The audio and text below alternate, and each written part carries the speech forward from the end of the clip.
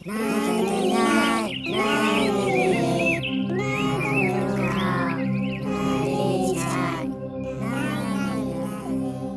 ီးချိုအိမ်မှာ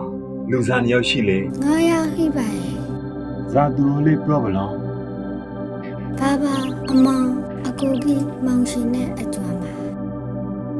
လူတစ်ယောက်မှာခရီတောက်ဇာနှစ်ရှောင်းရှိလေ ခင်းနဲ့ရှောင်းဟိပါရဲ့ တကယ်သမီးချိုအိမ်မှာခရီတောက်အားလုံးပေါင်းဇာနှစ်ရှောင်းရှိဖို့လေ ရှိုင်းရှောင်းပါ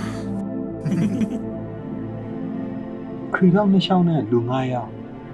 နိုင်ငံလေးတစ်စင်မဟုတ်လားဘူးရှေဇာပိုင်ရှိုင်းရှောင်းဖိုက်လိုက်လေဝဲ အမှန်နဲ့အကူကြီးမှာခီတရှောင်းစီယာဟိပါရဲ့ လာဇာပိုင်ဖိုက်လာရှောင်း တော့ကိုလာဝတုံးရရင်မိုင်းပေါက်လို့ပါဆရာကြီး